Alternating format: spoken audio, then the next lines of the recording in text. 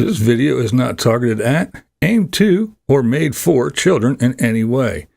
This video also does not contain any children, and this video may contain adult language.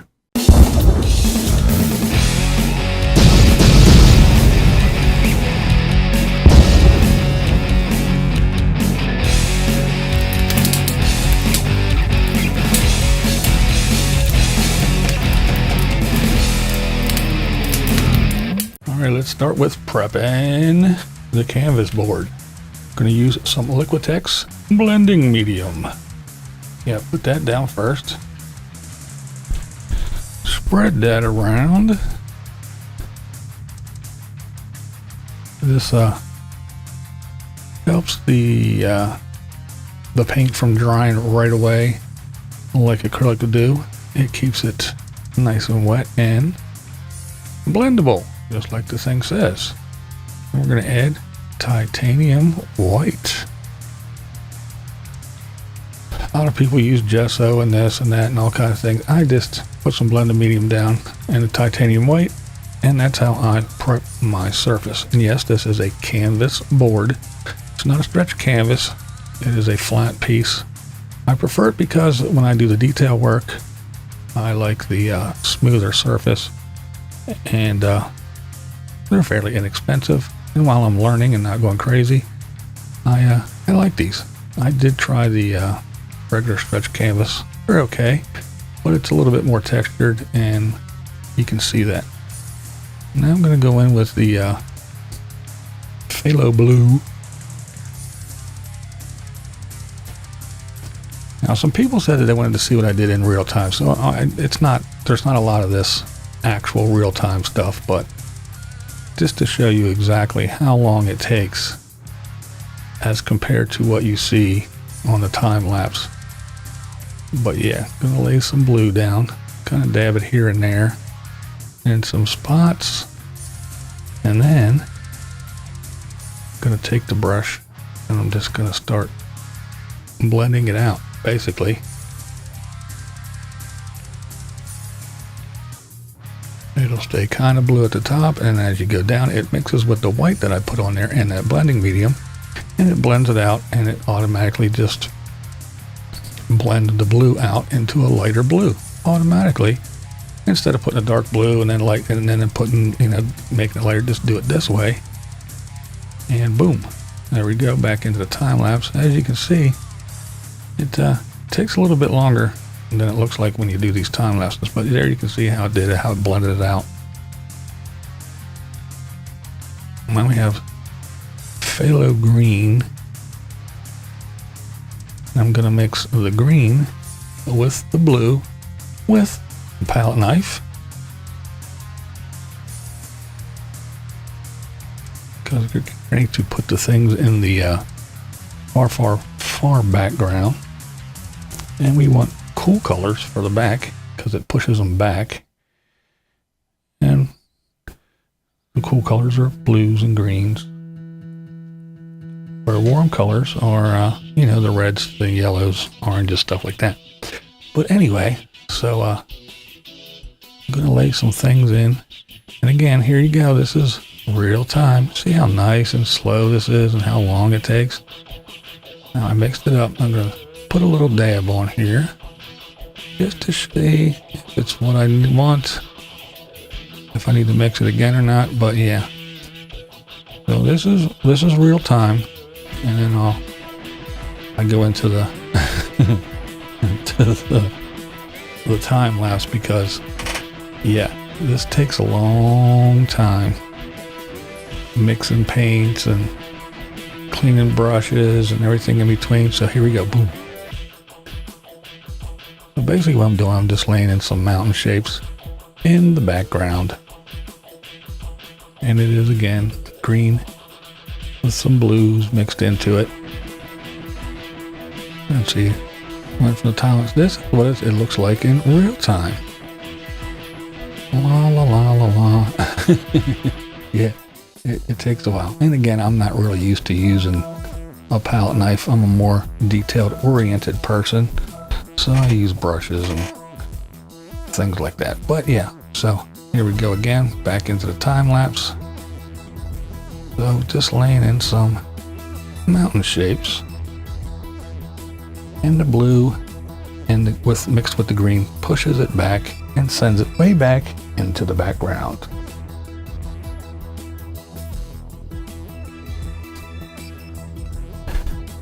Now I usually don't do this palette knife method with the texture and everything, but I wanted to try it. And it's fun and it has its applications, and I will do it again sometime. But I did find out that it's hard to make straight lines and do detail with all these bumps and ridges. Laying in some more blue over on the one side, making the blue pop to push it back even a little bit further.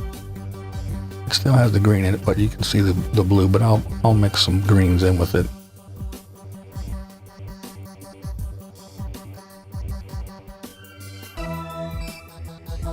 Now I'm using a nice flat brush. I'm just cleaning up the edges and throwing in some highlights and such, because with the palette knife it was a little rough because I'm not used to doing it. So I just took this flat brush and now I'm putting some highlights in, and I switched to a round brush and I'm mixing the green, made it a little bit darker. Got rid of the blue, a little bit of blue, but not as much. It's mostly the phthalo green with a touch of blue. And just dropping in some trees, a little tree line in front of the mountains. Again, more green, less blue, which brings it a little bit closer, but still keeps it in the background. Now I added a little yellow ochre to the green. And that put some highlights on. There's the yellow ochre. I'm going to put that down, and I'm going to mix that with some green and put a touch of titanium white in, and I'm going to kind of load the brush with the yellow ochre and the green to kind of like this is real time, to sporadically put this field in. So it's not all green and then I'm going to go back in with the yellow ochre, or it's not all yellow and I'm going to go in with the green. It's kind of mixed in there so it looks, you know, like it's all mixed together. I found this worked pretty good with this big round brush. As you can see, it's green, but you can see the hints of the yellow ochre here and there. It'll all make sense in a bit. As you can see, the light's catching those mountains way different from this angle in the real time because of the way the light's hitting it. And that's what happens when you use the palette knife and you put the texture. Depends on how the light hits it, what you see, the way the light dances off of those ridges. It is a pretty interesting technique, which I will be playing with more. And here we go. We're going to go back to the time lapse. There's that yellow ochre and the green. You can see the yellow and it kind of fades off, but it'll make sense again in a minute here.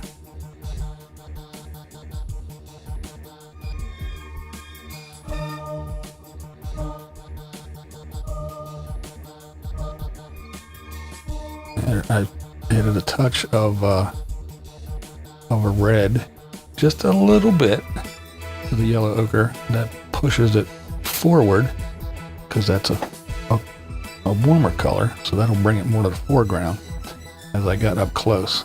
Now I'm using a fan brush.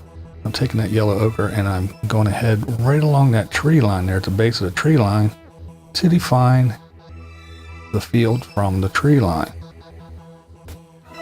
I added some lemon yellow, which is a really, really bright yellow, and I'm going over that, mixing it with the yellow ochre a little bit just to lighten it up.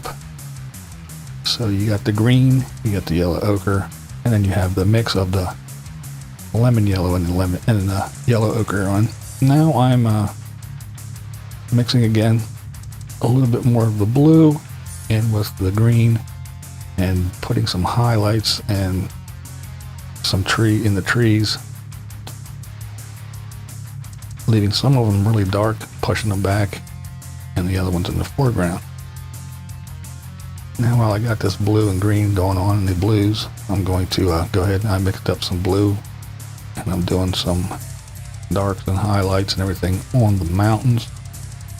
Basically just kind of scrubbing over and letting the paint hit those, grab those high parts while keeping in mind where the sun is going to hit.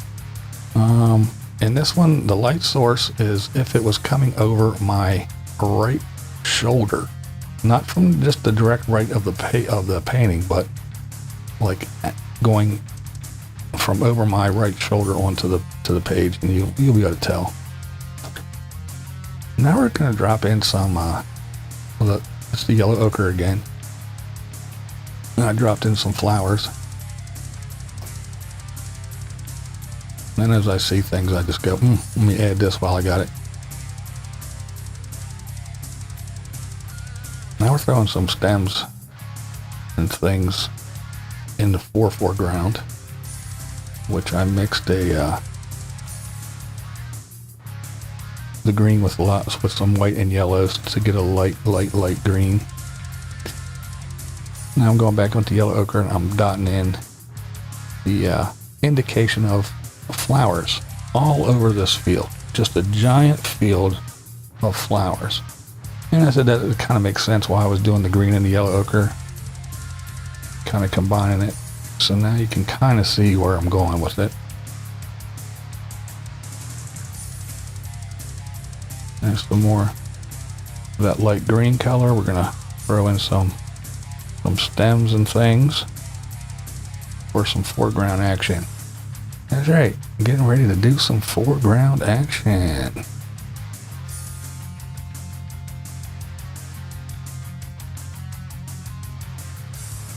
And as you can see, as you're looking at it, you can see the mountain. It's kind of pushed back. You can see the tree line in front of it. And as we get closer and closer, the colors get just a little bit warmer, which brings it out into your face.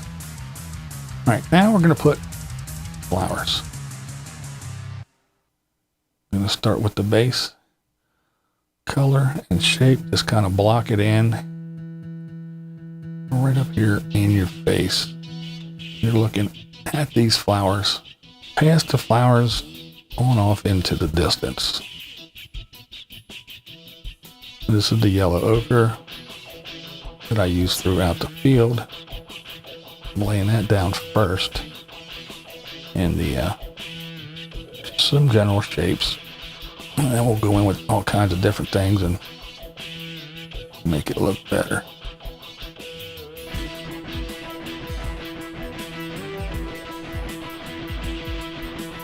All right, now I got the fan brush out, and I'm just dabbling some more of the yellow ochre around here and there. More indication of flowers throughout the field. And then I'm going to go in with the lemon yellow and do the same thing. So there's the sun's catching some and not some, so there's different colors of the yellow. The darker yellow ochre is the ones that are kind of in the shade, not catching as much light. And the lemon yellow ones is the ones that are grabbing that sunlight. Now I'm going to go over the big foreground flowers with some of that lemon yellow, and you can see it's a nice bright yellow.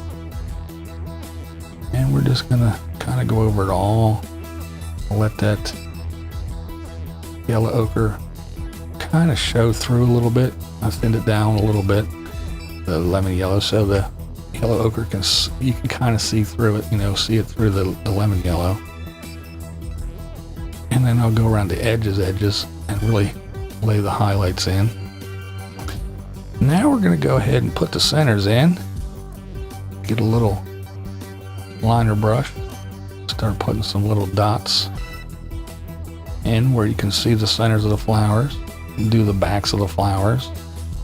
Put some shadows in, indications of petals, little divides between the petals. But yeah, now we're just going to start adding some of that detail, since these are up close and you can see them, whereas everything else in the background that I pushed back into the back, there's no detail in all that. So the more detail you put in these front ones, the more it brings them up into your face, and the warm colors that you choose and keep those cool colors in the back, everything will work out pretty good to your advantage. And this is where I was finding that using the really loading the paint on with the brushes, like pouncing it on there really thick, and using the palette knives. When I'm trying to do all this small stuff and draw little straight lines and stuff, it just doesn't happen. It's really hard. So I found out for the small detail that yes, the finer, smoother it is, the better. So I just keep going back and forth with the yellow ochre, and I put a little bit of brown in it, and I put a little bit of the lemon yellow in it and get different tones for these flowers. And think about where the sun's going to hit and brighten that up a bit. And then I'll put some dark stuff in for shadows. Now we're going to go back in and we're going to go hit those trees up. Pull them just a little bit further into the foreground so they don't blend in as much with the mountains. More of a differentiation between the colors. Because the blue-green was just a little too similar. I still left some dark ones that you can see that pushes them in the back. But just that little bit of highlight, and where the sun's kissing the tops of them and the fronts of others, it pulls them forward just enough so they don't look like they're blended into the mountain. I'm going to head with some violet and kind of put that into the sky. Wanted it just liven it up and do something. A little more phthalo blue across the top. And we're going to blend. This is actually a makeup brush. 2 size makeup brushes. Blend out a little bit. And now I'm going to go in and I'm going to take that violet color that I blended out, and I'm going to put that back in, but more like in cloud-like shapes to give it like a nice little violety blue sky.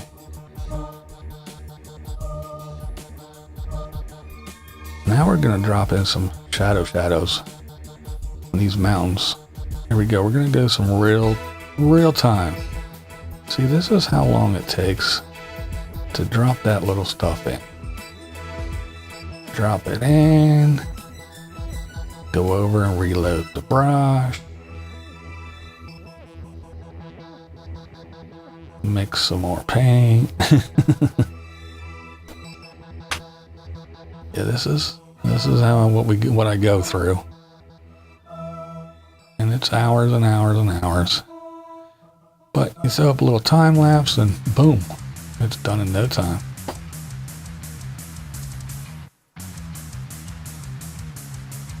But as you can see, again, like I said, the way the light hits it from this angle, it looks totally different. When we get that back to the time lapse, that head-on angle, it looks way different the way the light's hitting it. All those little ridges and things on these mountains.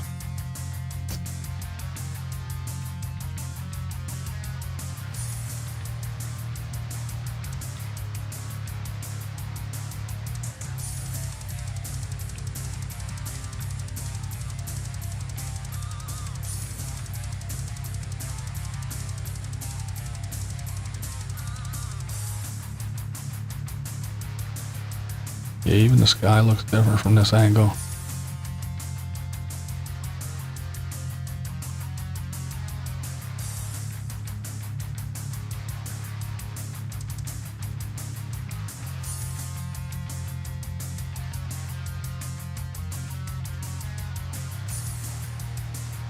And here we go, back to time lapse. Boom. It's pretty much the same thing all over again, what you just saw me do, but fast.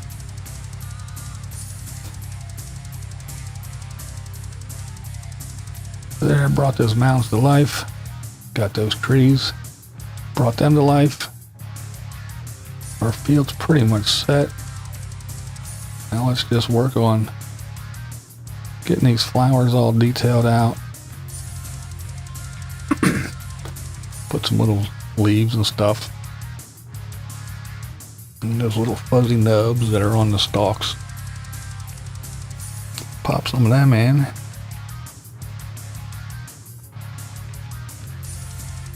And we gotta go back and touch up these stems. Get the edge that the sun's not hitting. Fix that one flower that's actually turned away from us where you can see the stem going up into the back of the flower. Over there on the far left. So yeah, now I'm working with the different greens.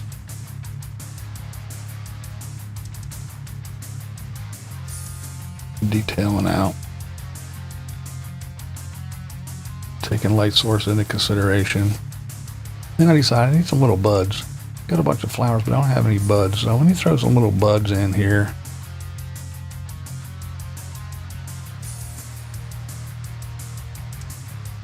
So I grabbed that yellow ochre and popped some bud shapes down. And I got the phthalo green. And I put some stems and some little leaf things at the bottom of the buds. And then I'll lighten up that phthalo green with white, with the titanium white and a little bit of yellow and everything until I get through about 3 or 4 different tones of that green. And make things look the way I want to. Now I'm going in with some of the yellow ochre thinned down and with a touch of lemon yellow in it. Dropping in some shapes, some shadows. And I will come back in with the lemon yellow again with the whites and everything and hit it up. Because I have to go over those buds that I put in and hit all those highlights on those too. But yeah, now I'm working on the petals of the flowers. Some are facing us, some are facing up, some are facing away.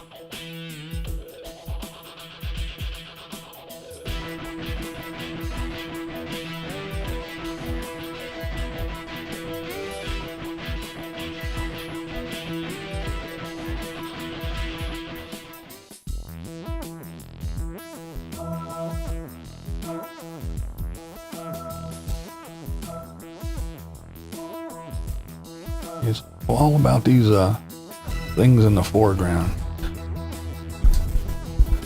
If everything in the background is a little bit fuzzy and out of focus per se, that makes it look all the better.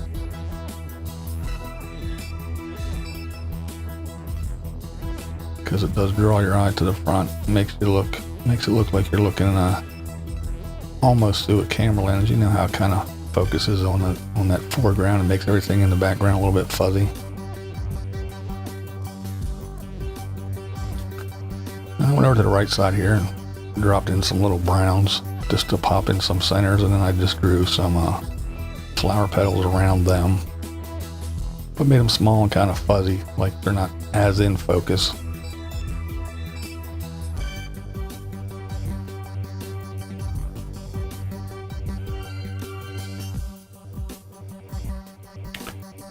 It's pretty much all about finishing up right now. I believe we're about done.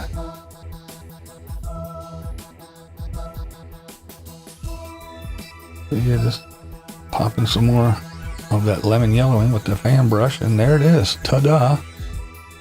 And this is I call it a beginner painting. I'm still new at this, still learning, but there you go. It wasn't too bad. I hope you enjoyed it. I really enjoyed doing this one. It turned out pretty good. So thanks for watching, guys, and stay tuned for some more.